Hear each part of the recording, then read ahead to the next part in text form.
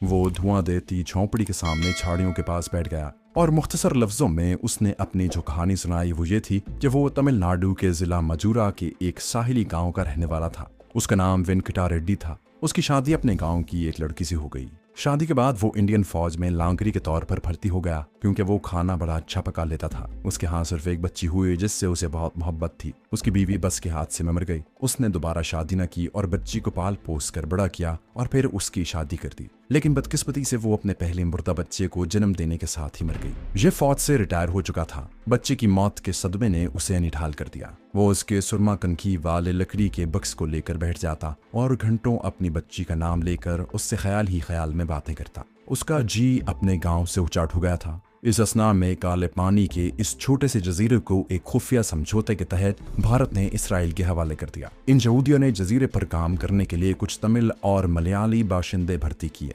वेंकटा रेड्डी भी भर्ती होकर काले पानी के इस जजीरे में आ गया। यहूदियों ने एक सोची समझी स्कीम के तहत ऐसे लोगों को भर्ती किया जो उधेड़ उम्र के थे और जिनका आगे पीछे कोई नहीं था। उनको भारी तनख्वाह की पेशकश की गई थी और पोशीदा तौर पर एक मुआहदे पर दस्तखत करवा लिए गए थे कि वो 15 बरस से पहले जजीरे से वापस अपने वतन नहीं जा सकते। इस लॉट में अक्सरियत ऐसे उधेड़ उम्र तमिल बाशिंदों की थी जो या तो अपने वतन में किसी वजह से रहना नहीं चाहते थे, उनका जीव चाट हो गया था, और या फिर ऐसे जराइम पेशा लोग थे कि जिनके पीछे हर वक्त पुलिस लगी रहती थी। इसराइलियों ने भारतीय हुकाम को उन लोगों की पूरी लिस्ट मुहैया नहीं की थी। जराइम पेशा लोग यहाँ आकर बड़े खुश थे क्योंकि उन्हें अच्छी तनख्वाह के अलावा पेट भर कर चावल और मछली खाने को मिलती।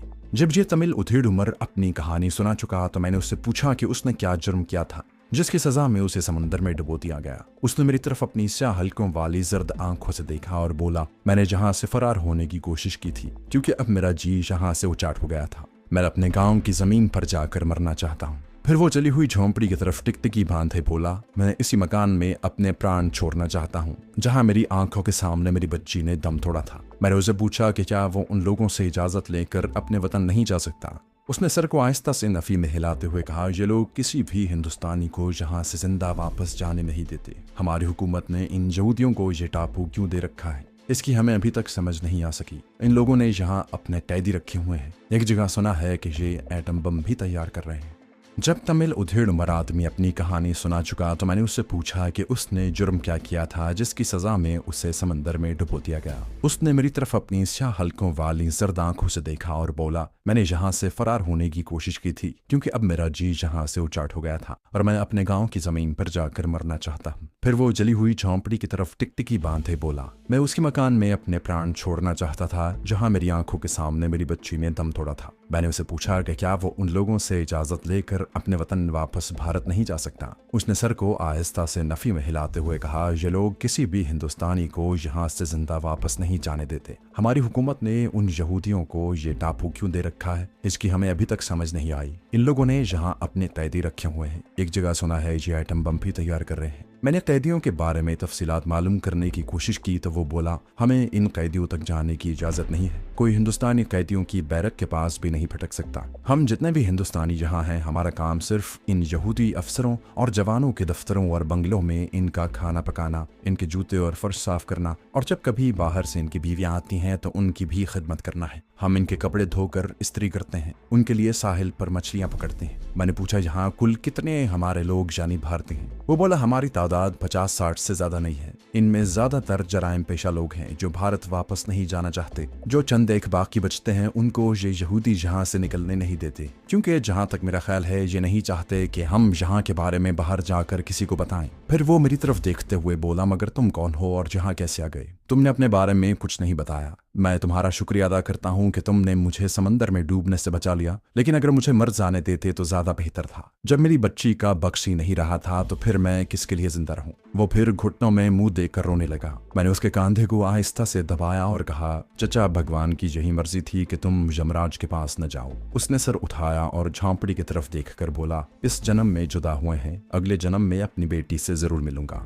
जरूर मिलूंगा। उसने एक बार फिर सर झुका लिया। थोड़ी देर चुप रहा, फिर मेरा हाथ पकड़कर बोला, तुम यहाँ कैसे आ गए? तुम मुझे उत्तर प्रदेश के लगते हो। वो पक्का तमिल था और उसके इस कयाफे को मैं छुटला नहीं सकता था। मैंने इतनी देर में अपने बारे में एक कहानी जहन में तैयार कर ली थी। उसमें सिर्फ इतनी तरमीम कर दी कि पहले मैं खुद को तमिल जाहिर करना चाहता था, लेकिन अब मैंने ऐसा न किया क्योंकि एक जद्दी पुश्ती तमिल के आगे मैं इस हालत में अपने तमिल होने का इकरार नहीं करना चाहता था, जबकि मुझे उसकी हमदर्दी की भी जरूरत थी। लेकिन मैं जानता था कि उसके लिए मेरा विष्णु हिंदू होना ही बहुत होगा। मैंने अपने आप को मराठा जाहिर किया क्योंकि मैं मराठी जबान भी बोल लेता था और चाहता था कि अपने आप को तमिलनाडु की किसी करीबी रियासत का जाहिर करूं। उत्तर प्रदेश जरा दूर हो जाता था। मैंने उसे कहा, मेरा नाम वसंत फाडिकर है, मैं महाराष्ट्र के जिला अमरेली का रहने वाला हूँ। विष्णु बचपन में ही यतीम हो गया। रिश्तेदारों ने मुझे घर से निकाल दिया। बुरी सोहबतों में पड़कर चोरी चकारी शुरू कर दी। कई बार जेल भी गया। एक बार गणेश पूजा का त्यौहार आया। मैं मंदिर में गणेश जी की मूर्ति के सामने आंखें बंद किए पूजा कर रहा था कि भगवान विष्णु ने प्रकाश किया। तमिल का मुंह खुले का खुला रह गया। मुझे मालूम था कि जनूबी हिंद के ये लोग विष्णु भगवान और उसके बेटे गणेश की पूजा करते हैं।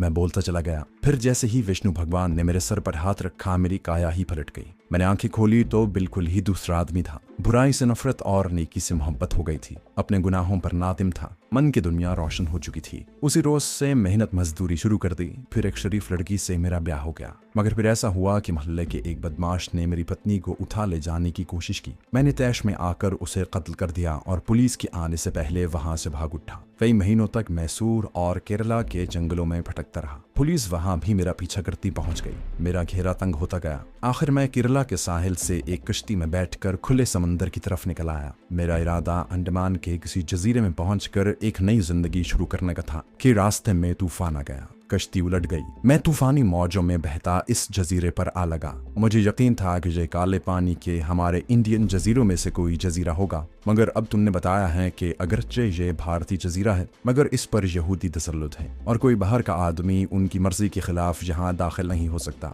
2 रातों से इस जंगल में छुपा हुआ हूँ। उसके बाद एक मोटर बोट को आते देखा तो तुम्हारी झोंपड़ी के पास छुप गया। उसके बाद जो कुछ हुआ वो तुम जानते ही हो। अपनी मनगढ़ंत कहानी में तमिल जबान में मजहबी अल्फाज और देवी देवताओं के नाम ले लेकर कुछ ऐसे पुरअसर अंदाज में सुनाई कि बेचारा सीधा साधा तमिल बेहद मुतासिर हुआ। उसे इस बात से मुझसे बड़ी अकीदत हो गई थी कि भगवान विष्णु ने मुझे दर्शन दिए थे। वो कहने लगा, फाडिकर, तुम खुशकिस्मत हो कि काले पानी के तूफान से बचकर निकले, मगर ये तुम्हारी बदकिस्मती है कि एक ऐसे जजीरे पर आ लगे हो जो तुम्हारे लिए उम्र कैद का जेल खाना ही साबित होगा, क्योंकि तुम यहाँ पर न रह सकते हो न फरार हो सकते हो। यहाँ के यहूदी गार्ड ने तुम्हें देख लिया तो वो जिंदा नहीं छोड़ेंगे। अगर भागने की कोशिश की तो तुम्हारा भी वही अंजाम होगा जो मेरा हो चुका था। इन लोगों की मोटर लॉन्चें रात दिन जजीरे के इर्द गिर्द चक्कर लगाती हैं। मुझे जहाँ रहते 7 बरस हो गए हैं। मैं समंदर की एक एक लहर से वाकिफ हूँ, मगर मैं भी कश्ती लेकर ज्यादा दूर नहीं गया था कि पकड़ा गया। मैंने मसनूई फिक्रमंदी का इजहार करते हुए कहा, चचा, मैं कत्ल करके भागा हूँ, लेकिन मैं किसी जजीरे पर आजादी से जिंदगी बसर करना चाहता था, मगर जहाँ तो मुझे चारों तरफ अपनी मौत ही नजर आती है।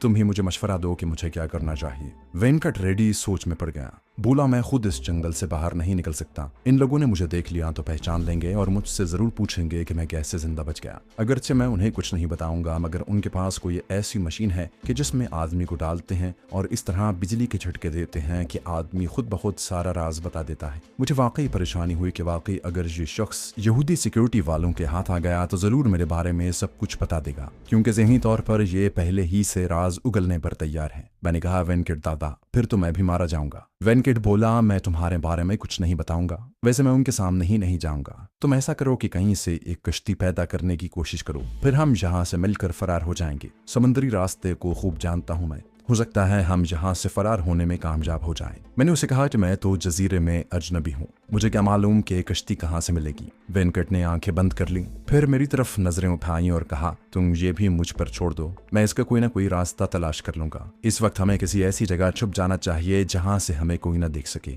एक खुफिया ठिकाना मेरी नजर में है, मेरे साथ आओ। वो मुझे साथ लेकर जंगल में एक तरफ चल पड़ा। दरख्तों, झाड़ियों और लंबी घास में कुछ देर चलने के बाद हम उन दरख्तों में आ गए जहाँ से साहिल समंदर की रेतली पट्टी शुरू होती थी। मैंने जब इस खदशे का इजहार किया कि यहाँ हमें देखा जा सकता है तो उसने दूर समंदर में आधी डूबी हुई एक स्याह चट्टान की तरफ इशारा किया। फिर बोला, इस चट्टान को देख रहे हो, इसके अंदर एक बेआबाद गार है। ये गार इतना बड़ा नहीं, तुम उसे गहरा शिगाफ कह सकते हो, लेकिन उसके अंदर कभी कोई नहीं गया। हम इस गार में पनाह लेंगे।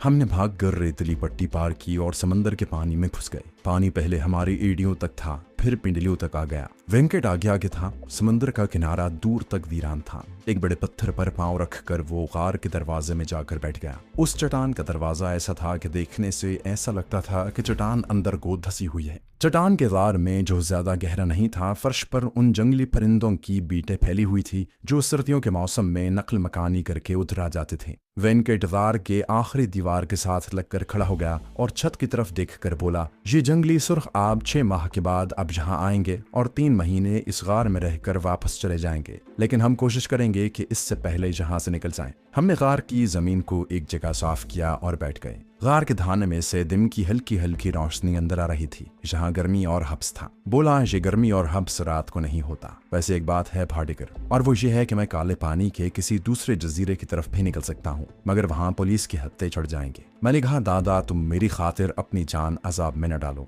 मैं तो मफूर कातिल हूँ, कहीं भी निकल जाऊंगा। वेंकट बोला, तुमने अपनी इज्जत के लिए एक बदमाश को कत्ल किया है, तुम्हें ऐसा ही करना चाहिए था। तुम एक मर्द हो, गीता में हमें यही तालीम दी गई है। मैं तुम्हारी इसलिए भी इज्जत करता हूँ कि तुमने गैरत का सबूत दिया है। मैं तुम्हारे साथ ही रहूंगा। हम मध्य प्रदेश की तरफ निकल जाएंगे। वहाँ के जंगल हमें हमेशा के लिए अपने दामद में समेट सकते हैं। हम वहाँ कटाई का काम करके पेट पाल लेंगे। भला हमारा दुनिया में है ही कौन जिसकी खातिर हम शहर का रुख करें। वेंकट बड़ा सीधा साधा और भोला आदमी था, मगर मेरे सामने अपना मिशन था जो उसके ख्वाबो ख्याल में भी नहीं आ सकता था। मेरे लिए यही मुनासिब था कि मैं उसकी हाँ में हाँ मिलाता रहूं और जब वहां से फरार होने का वक्त आए तो कोई बहाना बनाकर अलग हो जाऊं। वैसे मुझे यकीन था कि जहां से वेंकट रेड्डी के लिए फरार होना इतना आसान काम नहीं है। एक तो वो बूढ़ा हो रहा था, उसके बदन में फरार की सोबतें बर्दाश्त करने की सकत नहीं थी। मैंने बातों बातों में उससे इसराइली मिलिट्री पोस्टों, उनके हेडक्वार्टर और यहूदी सिपाहियों की तादाद के बारे में काफी मालूमात हासिल कर ली, मगर जेल खाने के बारे में वेंकट को कुछ मालूम नहीं था। मेरे जहन में अब सिर्फ एक ही कशमकश जारी थी कि मैं अपने मिशन को किस तरीके से शुरू करूं। मेरे लिए सबसे बेहतरीन तरीका यही था कि मैं किसी तरह एक तमिल हिंदू की हैसियत से किसी भी इसराइली फौजी अफसर के बंगले पर बतौर खानसामा या खाकरोब या घरेलू मुलाजिम के नौकर हो जाऊं। इस सिलसिले में वेंकट मेरी मदद कर सकता था, मगर उस वक्त वो ना जिंदों में था ना मुर्दों में। मेरे लिए वो जिंदा था और यहूदियों और अपने साथियों के लिए वो मुर्दा था। अगर वो अपने किसी साथी से मिलने आबादी की तरफ जाता है तो उनमें से कोई भी उसकी मुखबरी करके उसे दोबारा पकड़वा सकता था। वेंकट ने मुझे साफ साफ कह दिया था कि मैं अपने आदमियों से मिलते हुए घबराता हूँ। उनमें सिर्फ एक रम्या ही मेरा हम उम्र और हम ख्याल है, मगर वो बाकी तमिल लोगों के साथ ही जंगल की बस्ती में रहता है। दूसरे लोगों को मेरा इल्म हो जाएगा और फिर मुझे गोली से उड़ा दिया जाना यकीनी होगा। मैंने उससे पूछा कि वो फरार के लिए कश्ती कहाँ तलाश करेगा। वो कहने लगा, ऐसी कश्ती तो मैं रात के अंधेरे में अपनी बस्ती के साहिल की तरफ जाकर चुरा लाने की कोशिश करूंगा। मैंने पूछा, अगर सिक्योरिटी फोर्स की लॉन्च सामने आ गई तो? वो बोला, ये खतरा हमें हर हालत में मोल लेना होगा, क्योंकि इन यहूदियों की गश्त का कोई वक्त मुकर्रर नहीं। उनकी लॉन्च दिन और रात के किसी भी वक्त समंदर में नमूदार हो सकती है। अब मैंने उससे इस्तफसार किया कि इस चट्टानी गार में हम खाएं पिएंगे क्या। वो धोती के पल्लू से अपने माथे पर आया हुआ पसीना पोंछकर बोला, मेरी झोंपड़ी के पीछे एक छोटा सा चश्मा बहता है। हम पानी वहां से ताड़ी वाले मटके में भर कर ले आएंगे और कुछ रोज यहाँ के नारियल और शरीफों से गुजारा कर सकते हैं। मैंने जेब से इंडियन करेंसी के नोट निकाल कर उसके सामने रख दिए। अगर तुम चाहो तो इस रकम से अपने दोस्त रमिया के पास खुफिया तौर पर जाकर अपने और मेरे लिए खुराक हासिल कर सकते हो। क्या ख्याल है? 100 और 5 के इंडियन करेंसी के नोट देखकर वेंकट की बातें खिल गईं। बोला, ये रुपए तुम कहाँ से लाए? मैंने उसे बताया कि समंदरी सफर पर रवाना होने से पहले मैंने इन्हें प्लास्टिक की थैली में डालकर जेब में रखिया था और ये मेरी मेहनत की कमाई के रुपए हैं। वेंकट ने कहा, तुम्हारी मेहनत की कमाई तुम्हें मुबारक हो दोस्त, मेरा इससे कोई ताल्लुक नहीं है। मैंने जल्दी से कहा, वेंकट इस रकम को अपने ही पैसे समझो, हम एक ही कश्ती में सवार हैं। अगर ये रुपए तुम्हारी जेब में होते तो मैं भी उन्हें अपनी रकम ही समझता। ये पैसे हमें आगे चलकर बड़ा काम देंगे। वैसे अपने दोस्त रमिया से तुम्हें ही मिलना पड़ेगा। मैं तो तुम्हें यही मशवरा दूंगा कि आज रात ही उसे खुफिया तौर पर जाकर मिलो, उसे अपने एतमाद में लेकर उससे मदद हासिल करने की कोशिश करो। क्या वो काबिल एतमाद आदमी है? वेंकट कहने लगा, वो मेरा पुराना साथी और दोस्त है, वो बड़े भरोसे का आदमी है। खतरा सिर्फ ये है कि वहाँ मुझे बस्ती का कोई दूसरा तमिल ना देख ले। इनाम के लालच में वो यहूदी साहिब से मुखबरी कर सकते हैं। मैंने अपनी टांगे फर्श पर फैला दी और कहा, वेंकट दादा तुम जो बेहतर समझते हो वही करो, मैं हर हालत में तुम्हारे साथ बल के पीछे पीछे हूँ। दोपहर हुई तो वेंकट दादा छुपता छुपाता जंगल में गया और धोती में बहुत से नारियल ले आया। हमने उन नारियलों को तोड़कर अपनी प्यास और भूख मिटाई। वो कहने लगा, तुम फिक्र न करो, मैं आज रात बस्ती में जाऊंगा। मुझे वहाँ की राशन शॉप का पता है, वहां से मैं चावल और दाल चुरा कर ले आऊंगा, फिर हम यहाँ इसे पका लेंगे। मैंने महसूस किया कि वेंकट दादा कुछ उखड़ी उखड़ी सी बातें कर रहा था और उसकी बातों में रब्त और सूझबूझ का अंसर कम हो रहा था। किसी वक्त वो अपनी बेटी को याद करके उदास हो जाता, फिर कहता, उसका बक्स झोंपड़ी में नहीं है, वो भी जल कर राख हो गया है।